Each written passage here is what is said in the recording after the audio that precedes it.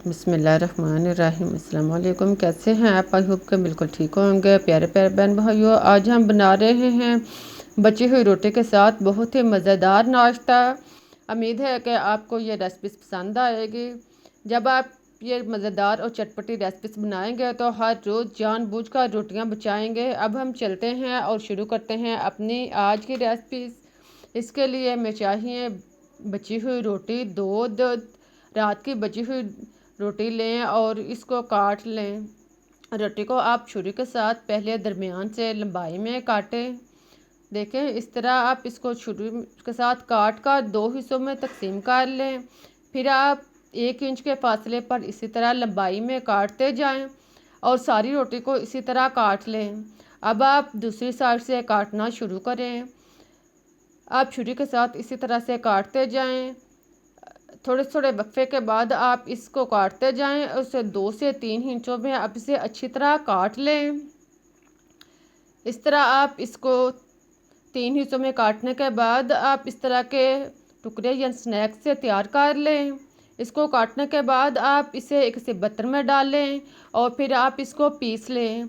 इसको आप ग्राइंडर में डालें। इसको अच्छी तरह ग्राइंडर में डालने के बाद इसे पीसें। इन टुकड़ों को आप पीसने के लिए देखें, इन टुकड़ों को अच्छी तरह पीसें और इसे पंजीरी की तरह बना लें। रोटी को खूब अच्छी तरह इस तरह का पीसें। अब रोटी जो है हमारे पास पंजीरी की तरह की बन चुकी है। रोटी को पीसने के बाद अब आप इसमें खुश्क मसाला जात शामिल करें। पहले हम इसमें नमक डाल रहे हैं। नमक आप टेस्ट के मुताबिक डाल सकते हैं। फिर आप इसमें हल्दी 1 चम्मच शामिल करें। इसके बाद आप पिसी हुई सुरख मिर्च आधा चम्मच शामिल करें।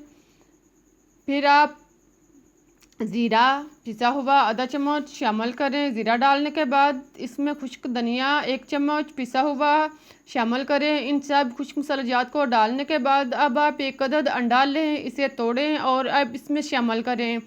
अंडा डालने के बाद आप इसमें उबले हुए आलू 1 बड़े साइज़ का आलू लें या 2 दरमियाने साइज़ के आलू, इन्हें उबाल लें और फिर इनको क्रश करके या मैश करके इसमें अच्छी तरह डालें।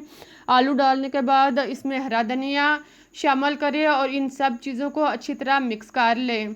इसको हाथ की मदद से रोटी और मसालेजात को और आलू को खूब अच्छी तरह यकजां करें।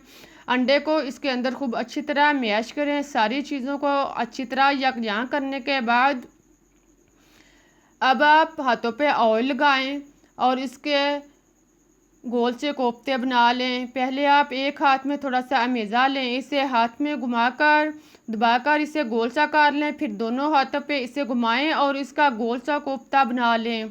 देखें, दोनों हाथों पे हथेलियों की मदद से इसको खूब अच्छी तरह गोल कर लें।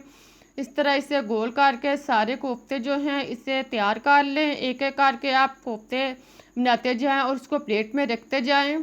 सारे कोफ्ते इसी तरह बनाने के बाद अब आप ऑयल जो है वो अच्छी तरह गरम करें। जब ऑयल अच्छी तरह गरम हो जाए तो फिर आप इसको एक एक करके इसमें कोफ्ता डालते जाएं या आप इसमें सारे इकट्ठे भी कोफ्ते डाल सकते हैं। ये जिस तरह भी आप डालें ये टूटेंगे नहीं। इनको डालने के बाद आप इसको मीडियम आंच पर इनको अच्छी तरह फ्राई करें। साथ में इनको हरकत देते जाएं ताकि ये अच्छी तरह फ्राई हो जाएं। इनके चारों साइड से खूब अच्छी तरह ब्राउन करें।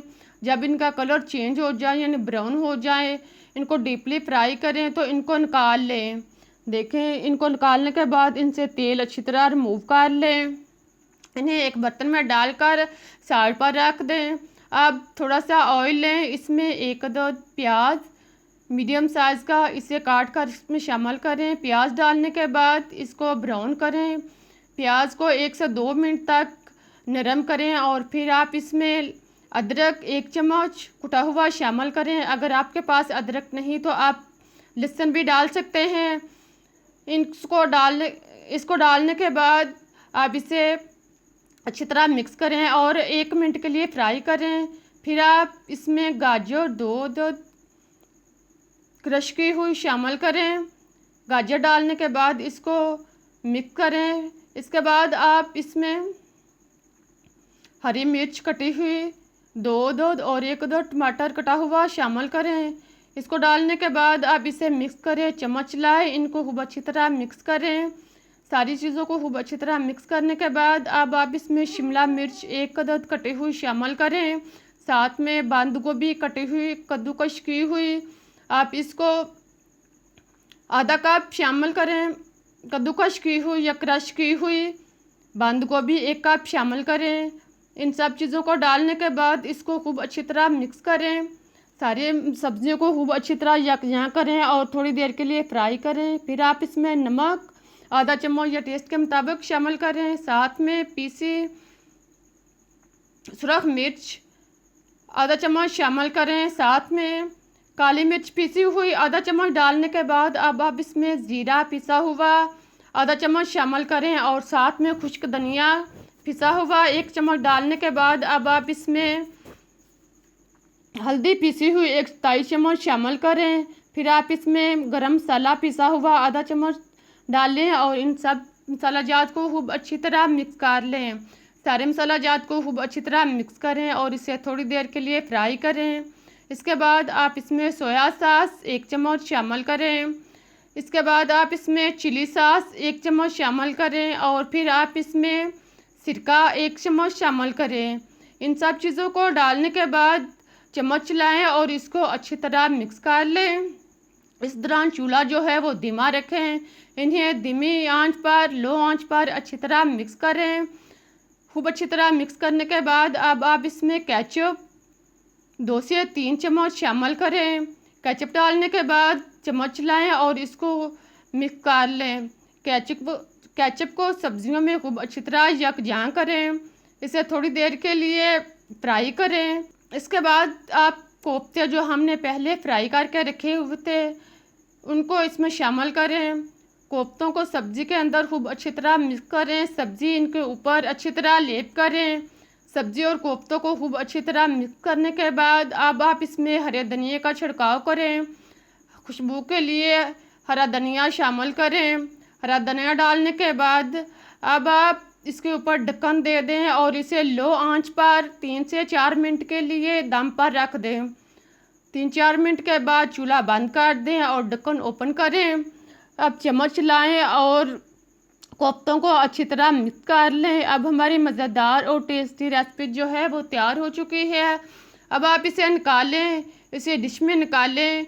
बहुत ही मज़ेदार और टेस्टी रेसिपी से आप इसे रोटी के साथ खाएं, नान के साथ खाएं, आप इसे सालन के साथ बतौर सैंडविच के ले सकते हैं।